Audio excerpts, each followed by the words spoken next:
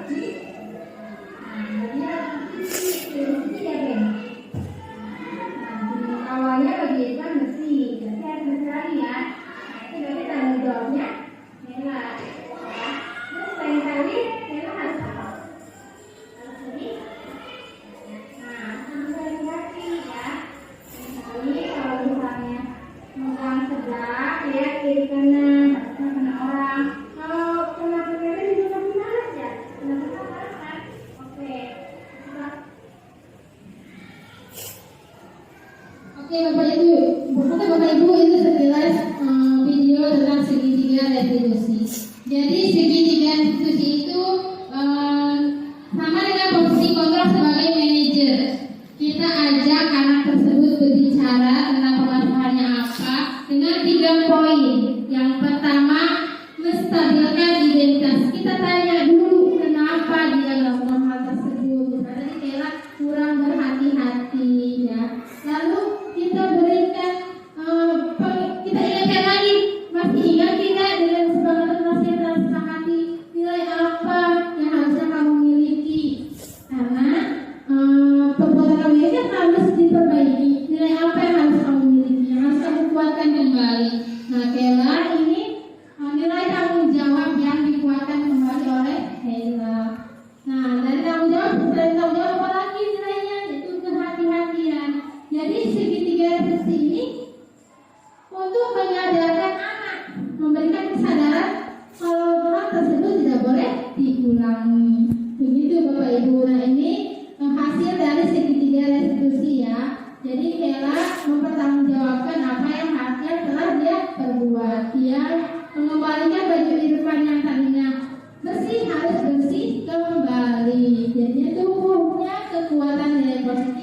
murid dan kesadaran diri tentang nilai tersebut sesuai dengan keyakinan keras yang disepakati bersama.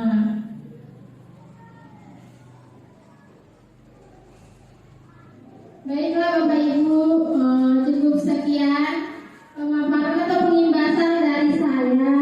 Kurang lebihnya mohon maaf. Semoga bisa menginspirasi Bapak Ibu tentang budaya positif. Sekali lagi, budaya positif itu bisa kita kembangkan bersama di sekolah ini, sama-sama belajar untuk menciptakan sekolah SDN Wokiti 2 yang berbudaya positif, agar masyarakat ke depannya bisa mempunyai budaya yang baik, yang positif juga. Baik, ada yang ditanyakan? Atau cukup sekian? Cukup? Sudah mengerti? Alhamdulillah, insya Allah ya. Oke, saya tutup pembahasan kali ini. Wabillahi taufiq wal hidayah. Wassalamualaikum warahmatullahi wabarakatuh.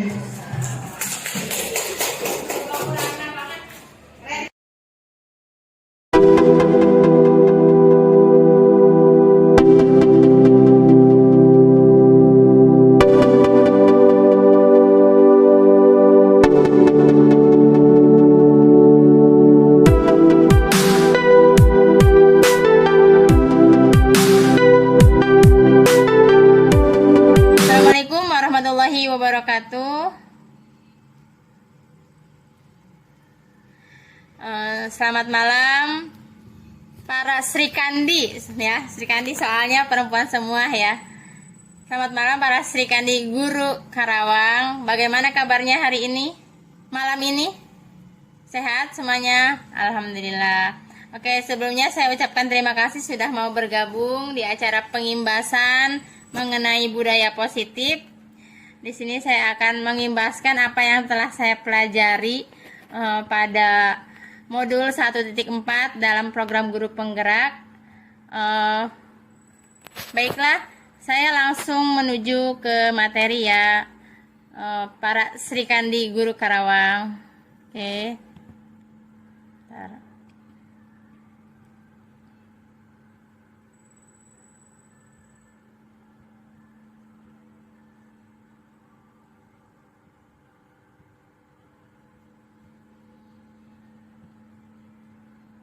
Terlihat? Terlihat ya? Bentar. Oke.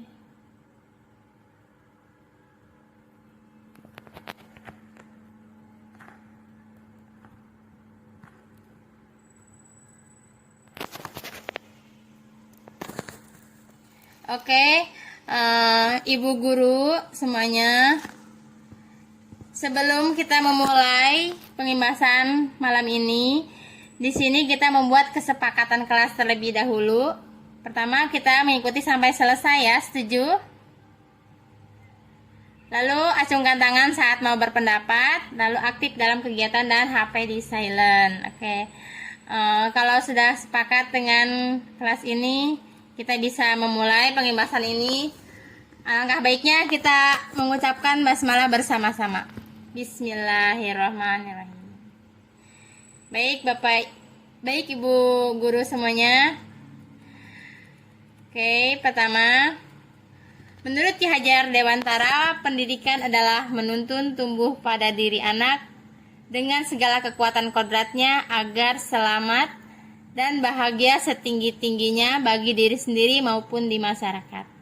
Selain itu, menurut beliau, pendidikan adalah tempat persemaian benih-benih kebudayaan di masyarakat.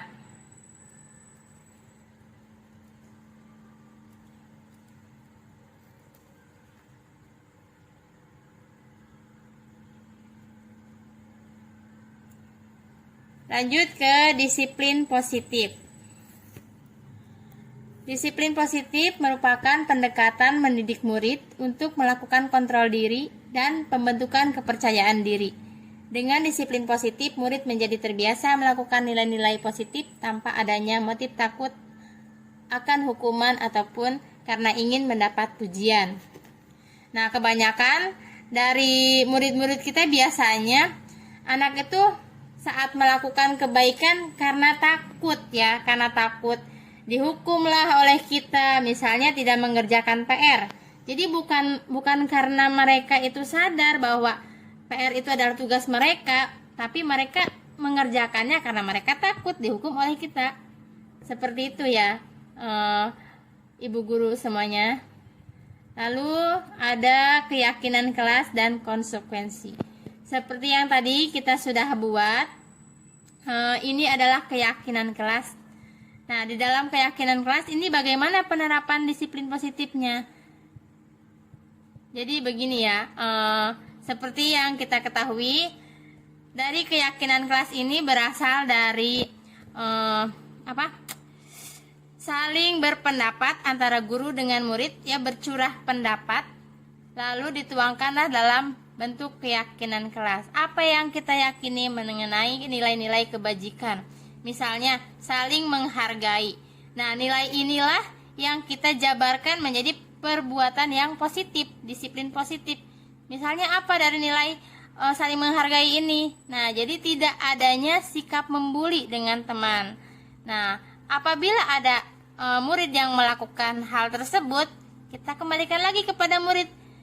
Ini sudah kita yakini bersama, dan kamu karena sudah melanggarnya, kamu pasti tahu konsekuensinya harus apa. Nah, itulah yang telah kita kesepakati dalam keyakinan kelas. Itu gunanya untuk keyakinan kelas. Bedanya dengan peraturan, kalau peraturan itu tanpa kita saling bercurah pendapat, tetapi keyakinan kelas itu kita saling bercurah pendapat terlebih dahulu dengan murid. Murid tahu apa yang mereka yakini dan apa konsekuensi dari kesalahan mereka yang apabila mereka perbuat. Ya, lanjut ke 5 kebutuhan manusia.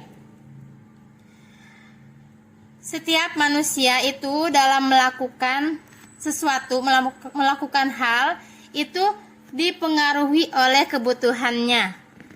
Nah, di sini ada 5 kebutuhan manusia. Yang pertama, memenuhi kebutuhan. Misalnya, saya makan karena memenuhi kebutuhan, yaitu setiap manusia juga pasti memerlukan makanan untuk nutrisi tubuh, misalnya itu memenuhi kebutuhan. Lalu misalnya saya bekerja, yaitu untuk memenuhi kebutuhan, untuk mencari nafkah.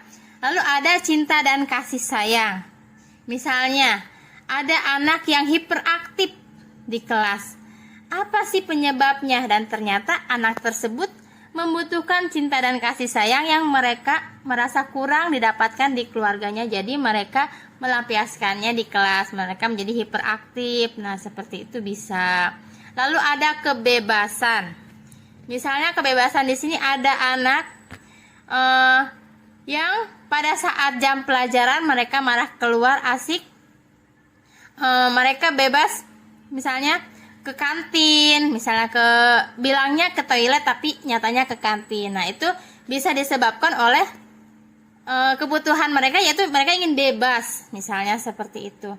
Terus ada kesenangan dan juga ada kekuasaan. Kesenangan ini contohnya anak yang sedang jam pelajaran dia malah bermain bola di dalam kelas. Bisa jadi karena emang mereka senang dengan bermain bola tersebut, gitu ya. Makanya mereka melakukan hal tersebut. Lalu dengan kekuasaan, mereka ingin dianggap bisa, gitu kan, ingin dianggap mampu, sehingga mereka melakukan hal tersebut. Misalnya dengan mereka membuli temannya, mereka mengintimidasi temannya. Mereka ingin menunjukkan kepada temannya bahwa mereka itu mampu, mereka itu lebih berkuasa dibanding temannya yang dibully tersebut. Lanjut ke slide berikutnya. Bentar.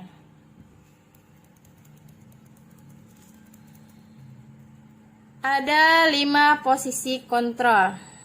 Nah, kita sebagai guru sebenarnya sudah melakukan hal ini ya, tanpa kita sadari sepertinya. Ibu guru semuanya. Pertama, posisi sebagai penghukum. Nah, ini biasanya sering terjadi pada kita. Kita tanpa melihat anak itu kenapa alasannya melakukan hal tersebut, kita tiba-tiba memberikan hukuman kepada dia. hanya karena misalnya dia datang terlambat, kita langsung, kamu datang terlambat, kamu lari sana, lari 3 keliling lapangan misalnya. Nah, itu posisi sebagai penghukum.